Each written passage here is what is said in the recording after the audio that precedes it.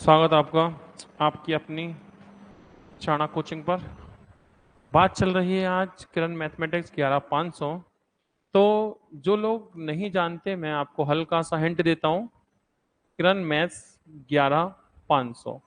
तो क्या है ये किरण मैथ्स 11500?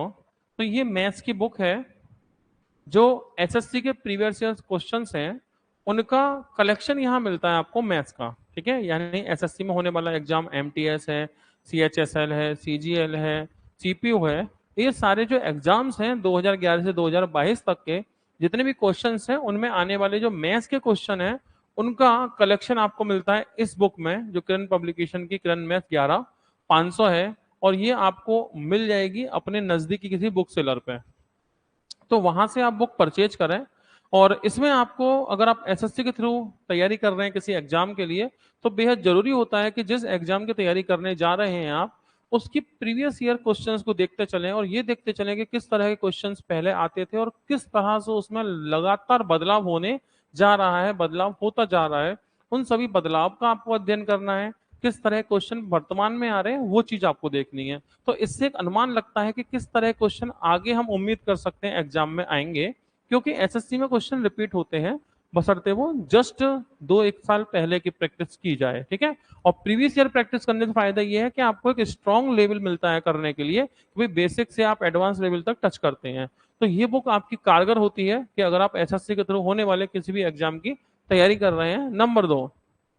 नंबर दो, आप किसी स्टेट गवर्नमेंट की भी तैयारी कर रहे हैं तो भी हम चाहते हैं मैथ्स हम अच्छे से अच्छा करें, क्योंकि एसएससी में जो क्वेश्चंस आते हैं वो लेटेस्ट क्वेश्चन आते हैं जो अन्य कमीशन, अन्य आयोग, अन्य स्टेट के द्वारा फॉलो किए जाते हैं। तो अगर किसी एग्जाम में एसएससी में कोई नया क्वेश्चन आ गया है तो ये उम्मीद की जाती है कि अब वो बहुत जल्दी किसी स्टेट गवर्नमेंट में देखने को भी मिलेगा। तो इस वजह से भी लोग एसएससी के मैथ को तैयार करते हैं जिससे कि बाकी एग्जाम्स में अच्छा स्कोर आप कर पाए। अब केवल बुक कलेक्शन से, क्वेश्चंस के कलेक्शन से बात नहीं बनेगी, बात यह है कि अब इसकी ट्रिकी अप्रोच क्या होगी। वो अप्रोच के लिए आप आएंगे हमारे चैनल पर चाणक्य ऑनलाइन स्टडी और यहाँ पे आपको मिलने वाला है इस बुक का पूरा सॉल्यूशन। तो बुक आप परचेज करें अपने नजदीकी किसी बुक सेलर से और आ जाइए हमारे एप्लीकेशन पे जिससे कि हम आपको करा सकें इसकी प्रैक्टिस। तो इसमें हमारा जो चैप्टर है वो चल रहा है एवरेज। 2 क्लास हो चुकी हैं, तीसरी क्लास आज हमारी एवरेज की है। अगर पुरानी 2 क्लास आपने नहीं देखी तो वो क्लास देख लीजिएगा। और अब आप एवरेज में शुरू करते हैं बात आगे। और ये हमारी एक डेमो क्लास है, यूट्यूब पे आप जो देख रहे हैं डेमो क्लासेज है। यहाँ से आप क्लास देख लीजिए, समझ लीजिए और उसके बाद आपको हमारे एप्लीकेशन से इसको परचेज करना है। फीस है मात्र 999 999 रुपए और पूरी कंप्लीट बुक का सॉल्यूशन आपको इसमें मिल जाता है। 2 क्लास हमने की थी जिसमें बेसिक समझा दिया आपको और हमने 28 क्वेश्चन भी कर लिए टाइप बन के।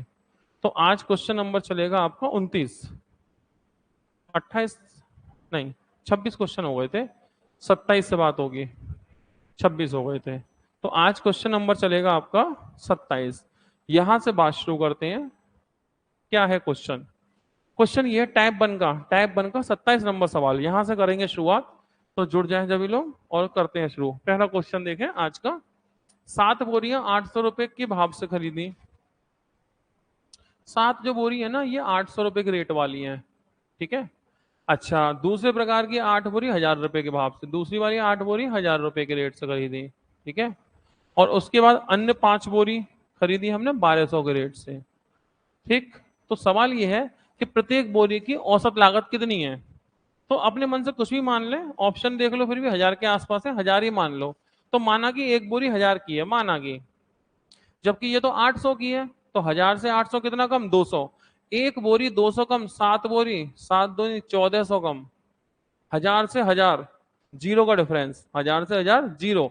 अब जीरो का 8 में गुणा करो तो जीरो ही होगा। आगे बढ़ो, 1000 से 1200, 200 ज्यादा, एक बोरी 200 ज्यादा, 5 बोरी 1000 ज्यादा। तो कुल मिला के अभी भी नतीजा क्या है? माइनस के 400। यानी एवरेज हमारा 1000 तो नहीं होगा क्योंकि 400 कम है, लेकिन ये 400 कम किसी एक बोरी पे नहीं है, कितनी बोरियों पर है टोटल। तो बोरी देखनी पड़ेंगी ना हमें, 15 5 20 बोरी। तो ये 420 बोरी पे डिवाइड होगा, कितनी बार कटेगा? 20 बार। 1000 माइनस 20, इसका मतलब एक बोरी कीमत वास्तविकता में 980 रुपए है और यही हमारा आंसर है। ठीक है, तो ये आंसर 980। तो एवरेज हमने 1000 से निकाला। अच्छा, अब 1100 से निकालते तब भी इतना आता, 900 से निकालते तब भी इतना आता, अगर प्लस में आता तो जोड़ के चलते, माइनस में आता तो एंड में घटा के चलते। इससे फर्क नहीं पड़ता कि 1000 से, आप कुछ और भी ले सकते हैं, ठीक है, वो बात वहीं की वहीं पड़ेगी। अगला क्वेश्चन 3A 4B, अंक गणितीय माध्य। अंक गणितीय माध्य ही औसत होता है, अर्थमेटिक मीन औसत ही है। औसत 50 से ज्यादा है तो औसत कैसे निकलता है भाई? जोड़ के 2 से भाग लगाओ, 3A प्लस 4B। जब 2 से भाग लगाएंगे औसत आएगा, ये जो औसत है वो ज्यादा है, किससे ज्यादा? 50 से ज्यादा, तो ग्रेटर का साइन डाल दो, 2 से गुणा, 3A plus 4B greater than 50 से गुणा करो 100, सही है। अब ए बी का दुगना है, जो ए है ना वो बी का दुगना है, मतलब ए बराबर 2B। तो पूछा ए का मिनिमम वैल्यू क्या होगी, ठीक। अच्छा ए 2B है, अगर सोचो ए की वैल्यू 2B है तो बी से दुगना है, तो 2A बराबर कितना होगा? 4B, या 4B बराबर 2A। तो यहाँ 4B की जगह 2A रख दो। 3A plus 2A is greater than 100। 5A 5A is greater than 100, तो A इज ग्रेटर देन 20, मतलब A का मान 20 से ज्यादा है, लेकिन कम से कम हो, पूर्णांक हो। तो 20 से बड़ा पूर्णांक कम से कम 21 ही होगा। 20 से बड़ा पूर्णांक कम से कम, लेकिन कम से कम, ये तो 22 भी बड़ा है, 23 बड़ा है, 24 सब बड़े हैं, लेकिन हमें मिनिमम छोटे छोटा चाहिए। 20 से बड़ा हो लेकिन छोटे से छोटा हो 21, यही वो पूर्णांक है। तो आंसर होगा हमारा 21, ठीक है। अगला क्वेश्चन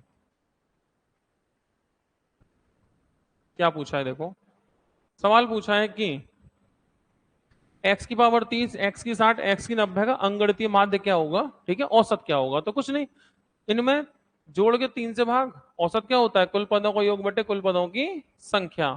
3 से भाग लगा दो, इन्हें जोड़ोगे और 3 से भाग भी लगाओगे, तो हमने जोड़ा और 3 से लगा दिया इसको डिवाइड, ठीक है। तो 3 कॉमन ले लो ऊपर से, 3 की पावर 29 हो जाएगी, एक कम, 3 की पावर 59 हो गई, 3 की पावर 89 में ये हो गई, बटे में हो गया 3, और 3 से कट गया 3, ये जो बचा यही आपका औसत है। किससे मैच होगा? ये थर्ड से मैच होगा, यानी सी से मैच होगा, ठीक है। यही हमारा औसत है, यही पूछा है, औसत क्या होगा? औसत यही होगा, ठीक। अगला क्वेश्चन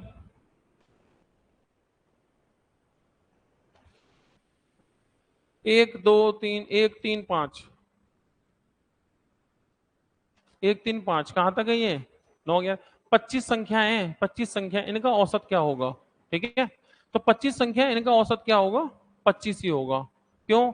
एक फॉर्मूला नोट करिए, प्रथम n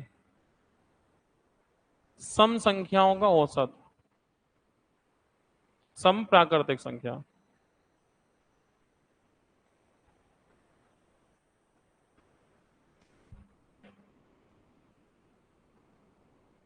n+1, ठीक है। प्रथम n विषम प्राकृतिक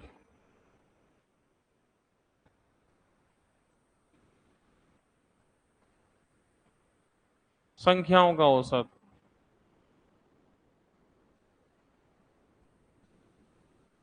n। तो अगर n सम संख्या है तो औसत n+1 है, n विषम संख्या है तो औसत n है, और 25 विषम संख्या, भाई ये विषम संख्या ही तो है, और कितनी है? 25, तो औसत कितना होगा? 25 ही होगा।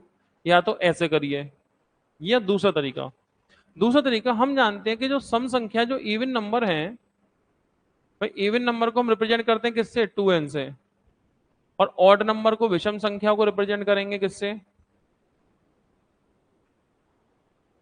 2n-1 से, सही है। तो अब ये जो सीरीज है, पहली संख्या 3 1 3 5 7, और ये चल रही है, कितनी चाहिए? 25। सम या विषम? ये तो विषम है, तो ऐसा करो ना, इसमें 25 लगाओ, तो 25 दूनी 50, एक कम कर लो 49 होगी। और औसत का फॉर्मूला होता है, अगर संख्या लगातार अंतर समान हो, तो एवरेज का एक फॉर्मूला भी था, first term plus last term by 2, पहला पद प्लस अंतिम पद बटे 2, 50/2 यानी कि 25। ऐसे भी सॉल्व करोगे 25 आएगा, लेकिन जरूरत नहीं सॉल्व करने की, आप समझ जाइए कि अगर 25 सम संख्या है प्राकृतिक और प्रथम ही है, एक से शुरू हो गई है तो स्टार्टिंग की है, तो औसत 25 ही होगा। ठीक है, इसलिए डायरेक्ट भी टिक किया जा सकता है, कोई दिक्कत नहीं है। ये देखो मैंने कल के लेक्चर में बताया था, कितनी भी संख्याएं हो कितना भी औसत हो, अगर अगर हर संख्या में कोई काम किया जाए तो वो काम औसत में भी हो जाता है। ठीक है, कल के लेक्चर में ये बात हुई थी कि अगर हर संख्या को 8 से गुणा करें तो औसत भी 8 से गुणा होगा। 21 था, 8 से गुणा होके 168 होगा। ठीक है, 168 ही होगा।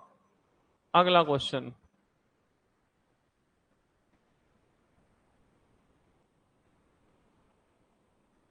60 विद्यार्थियों की क्लास में प्राप्त अंकों का औसत 65 है।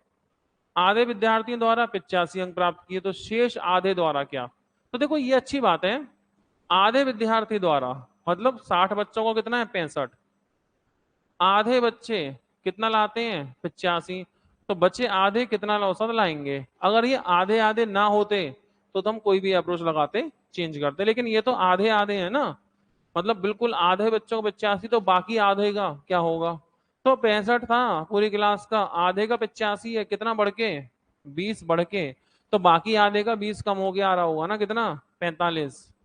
ये तो आधे आधे है ना, तो कोई टेंशन ही नहीं है, जितना आगे आधे का जितना ज्यादा हो रखा है बाकी का उतना कम ही होगा, क्योंकि बैलेंस तो 65 पे ही करना है ना, इसलिए आधे ना होते तो कुछ और कहानी होती। ठीक है, यहां तक बात समझे, आगे बढ़ते हैं।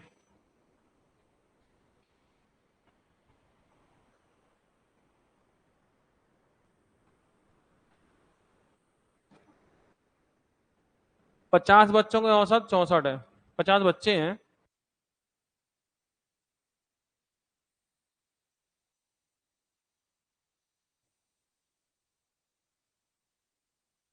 50 बच्चों का औसत 64 है, लेकिन बाद में पता ये चला कि दो बच्चों के नंबर 83 और 24 के स्थान पर गलती से 38 और 42 दर्ज हो गए। मतलब करने तो 83 और 24 थे, गलती से हो गए 38 और 42। कोई बात नहीं, गलती सुधार देते हैं। तो राइट नंबर कौन है? राइट जो नंबर है हमारे पास वो है 83 और 24। रॉन्ग कौन है? गलती से कौन भर दिया हमने? 83 है ये, 83 और 24, गलती से हो गए 38 और 42। कुल मिलाकर के होना तो चाहिए था कितना, 8 और 10 107, हो कितने के गलती से? 80। तो इसे हटाइए, इसे लगाइए, सही को लगाना है गलत को हटाना है, नतीजा 27 बढ़ेगा, 27 की वृद्धि। लेकिन 27 की जो वृद्धि होगी वो एक संख्या पर थोड़ी होगी, ये तो पूरी 50 संख्याओं पे बटेगी। तो सोचो एक संख्या पे कितने की वृद्धि होगी, 50 से भाग लगा दो।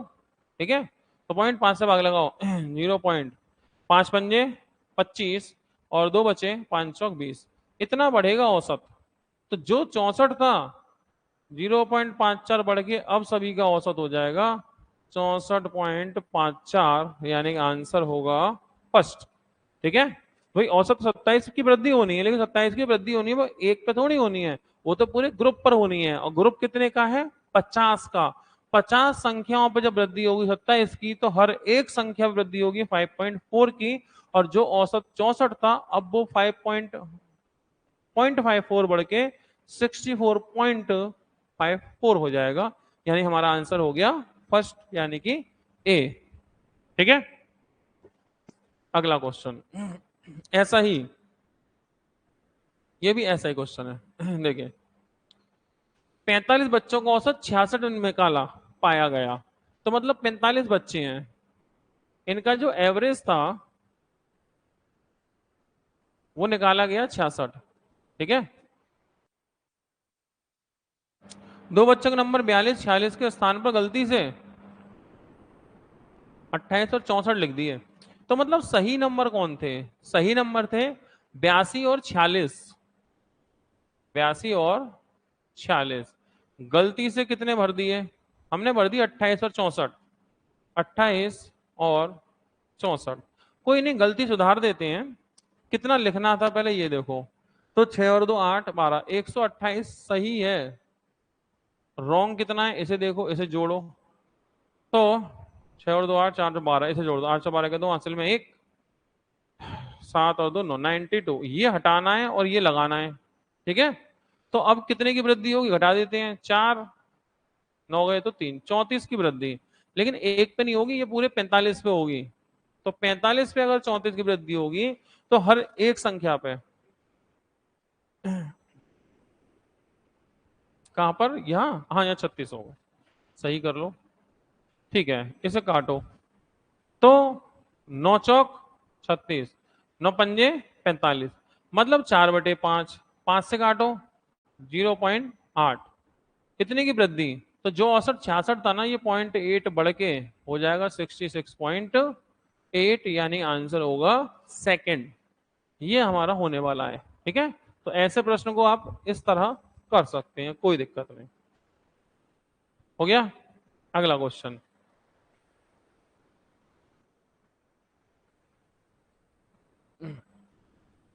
एक समूह में 5 लड़कों की औसत ऊंचाई 175 सेमी है। 5 लड़के हैं, औसत ऊंचाई 175। देखो 5 लड़कों का औसत यानी एवरेज 175 सेमी है। एक छठा लड़का समूह में शामिल हो गया। अब एक नया लड़का आ गया तो 5 की जगह लोग कितने होंगे, 6। औसत 1 सेमी बढ़ गया, तो 75 की जगह 176 हो गया। तो जो छठा लड़का है इसकी ऊंचाई क्या होगी, ये पूछा है। देखो एक बात ध्यान रखना, 5 लोगों का औसत कितना है, 175, औसत 175 है। अब एक जो नया लड़का शामिल होने वाला है, अगर वो नया लड़का 175 का ही आता तो औसत 175 रहता, ना तो बढ़ता ना तो घटता। अगर नया लड़का 175 से ज्यादा का आएगा तो औसत बढ़ेगा, नया लड़का 175 से कम का आएगा तो औसत घटेगा। और हमारा औसत बढ़ रहा है, 75 से कितना हो रहा है, 76। तो नया लड़का ज्यादा का आया है, ये बात क्लियर हो गई, 175 से ज्यादा। तो 175 तो खैर नहीं होगा, लेकिन बाकी तीनों 175 से ज्यादा ही ऑप्शन है। तो आखिर कितना, तो देखो 175 तो होना ही था, बढ़ कितना गया, 1, कितने बच्चों का, 6 बच्चों का, तो 6 एकम 6 बढ़ा, तो नए लड़के की वजह से ही बढ़ा ना। तो नया लड़का आया होगा 181 का, यानी आंसर होगा डी, ठीक है। ये हमारा आंसर।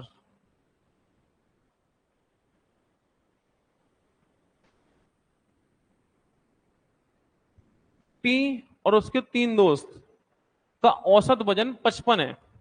पी और उसके 3 दोस्त हैं जिनका औसत कितना है, 55। पी का वजन अपने 3 दोस्तों के औसत से 4 किलोग्राम ज्यादा है, ठीक है। तो देखो 3 दोस्तों का औसत जो भी होगा, मान लो एक्स। अब एक बढ़ गया बच्चा, कौन आ गया, पी बढ़ गया, 4 हो गए, औसत कितना हो गया, 55 हो गया। अब ये बताओ जो पी है वो कितना ज्यादा है, 4 ज्यादा, 4 ज्यादा। और कितनों पे 4 ज्यादा है, वो 4 पे तो 4 ज्यादा है। इसका मतलब ये 54 रहा होगा औसत, पुराना पुराना औसत रहा होगा 54, तभी तो 4 बढ़ा होगा। क्योंकि देखो 54 से 55 कितना बढ़ गया, 1, कितनों पे, 4 पे, 4 एकम 4 बढ़ गया ना। तो 4 एक्स्ट्रा है, 4 पे 4 एक्स्ट्रा है, तो मतलब एक एक एक्स्ट्रा है 1 पर, तो 54 रहा होगा पिछला औसत, तभी तो नया 55 हुआ है। और 1 बढ़ रहा है, देखो 54 55, 1 बढ़ा कितनों पे, 4 पे, 4 एकम 4 बढ़ा, ठीक है। और पी का वजन उन तीनों के औसत से 4 ज्यादा है, तीनों का औसत कितना है, 54, 54 से 4 ज्यादा, 54 और 3 57। अच्छा पी का वजन कितना है, पी का वजन कितना है, 54 और 4 58 का वजन है पी का। बात समझे, दोबारा समझे, 4 लोगों का तो 55 है, और बचे 3 लोग, उनका मान लो एक्स है, पता नहीं कितना है। लेकिन ये जानते हैं कि पी का वजन ना अपने तीनों दोस्तों के औसत से 4 ज्यादा है। अब 4 ही लोग हैं, औसत 4 ज्यादा है, 4 लोग हैं 4 ज्यादा है, तो औसत 1 पे 1 ज्यादा होगा, तो 3 का औसत रहा होगा 54, 3 का औसत रहा होगा 54। तो 54 से 55 1 बढ़ा कितनों पे, 4 पे, तभी तो 4 एकम 4 बढ़ेगा। फिर 4 ज्यादा कैसे होगा, 4 ज्यादा है 4 पे, 4 ज्यादा है। जब चारों का औसत निकालेंगे तो चारों पे डिवाइड होगा समान रूप से, तो 4 पे 4 डिवाइड होगा तो 1 पे 1 डिवाइड, यानी 1 बढ़ेगा, औसत 1 बढ़ेगा। बढ़ के 55 आया तो पुराना रहा होगा 54, और पी का वजन पुराने औसत से 4 ज्यादा, 54 + 4 यानी 58 वजन रहेगा किसका, टी का, ठीक है। जैसा कि अभी ये वाला क्वेश्चन किया था हमने, पिछला वाला, लगभग इसके जैसा। ठीक है, तो यहां पे हुआ क्वेश्चन आपके 36, और ये टाइप हो गया आपका खत्म, कौन सा, फर्स्ट। फिर टाइप 1 हमने एंड किया। ठीक है, तो ये जो आपकी क्लास है टाइप 1 पे तो यहां पे खत्म होती है, तो इस चीज को तो हम यहीं खत्म करते हैं। और अब हमारी दूसरी क्लास चलेगी। आज यहाँ बहुत बारिश है अलीगढ़ में, और पूरा बारिश का बहुत माहौल है, नेट की कनेक्टिविटी का बहुत बहुत इशू आ रहा है। तो बस क्लास हमारी चली गई है, क्योंकि टीम सारा काम कर रही है। एक स्टूडियो जिसमें ये क्लास चल रही है इसमें चली रही है, और पता नहीं बीच में नेट कब चली जाए। तो आज की क्लास इतनी छोटी रहेंगी हमारी, क्योंकि आज नेट का बहुत ज़्यादा इशू चल रहा है, क्योंकि दूसरे स्टूडियो जो हैं उनमें क्लास ही नहीं चल पा रही आज हमारी, नेट का कनेक्टिविटी का बहुत इशू है। तो ये क्लास रखते हैं यहीं पर खत्म। वो देना,